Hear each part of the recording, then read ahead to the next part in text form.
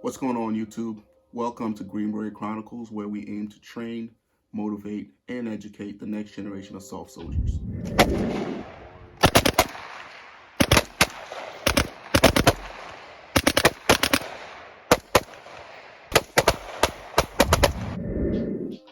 Today, we are going to go over 5 tips that you can use to successfully navigate the struggles of Phase 2 of the Special Forces Assessment and Qualification course. Okay? If you miss our discussion on Phase 1, check out the link below to get all caught up. All right, before we start this conversation, guys, I would feel remiss if I didn't share this statistic, this number with you. All right, 50% of all candidates that attend Phase 2 of selection don't make it past that phase.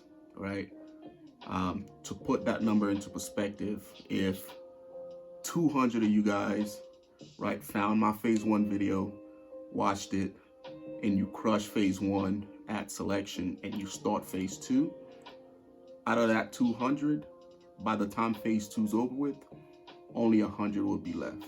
Okay, the attrition rate for Phase 2 is astronomical, right? But don't you worry, I have 5 tips that are going to help you successfully navigate Phase 2.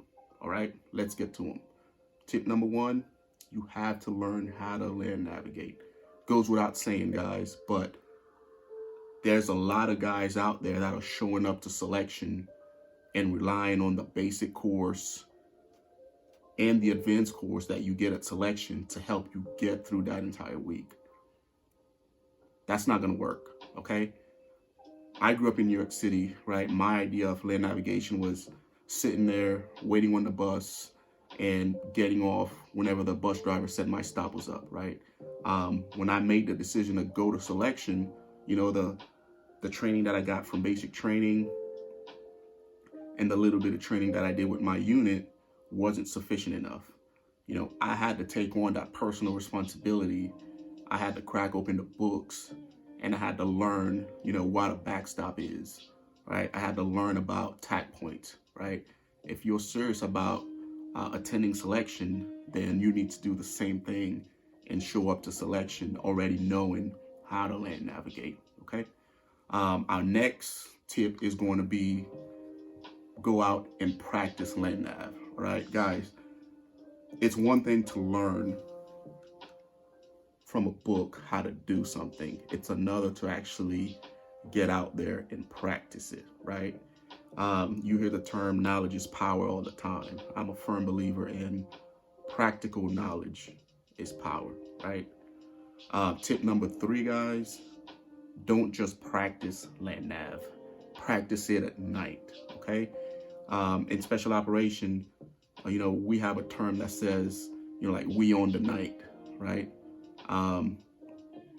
You have to be comfortable operating alone and at night, right? Majority of the events you're going to conduct out there will be done at night. All right, tip number 4, don't cheat, okay? I mean, there's a variety of guys that go out there and try to cheat the system, okay? They, you know, talk to other candidates when they're lost. You know, they use their light to navigate at night because they're afraid of the dark, right? Don't do it. And if you do, and you get caught and the cadres call out to you, all right, don't take off running, guys, you know, because they have ways of finding out who you are and tracking you down, right? So don't put yourself in that situation, guys, right? Tip number 5, don't use the roads to navigate, okay? When you do that, you're leaving a lot of room for errors, okay?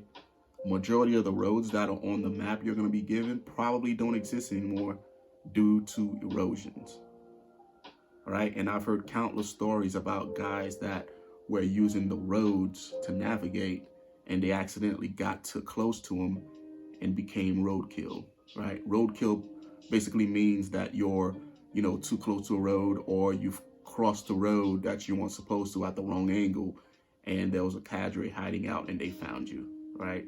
So hope these 5 tips were useful, guys. All right, and I hope they help motivate and inspire you to get a packet together and get it submitted for selection.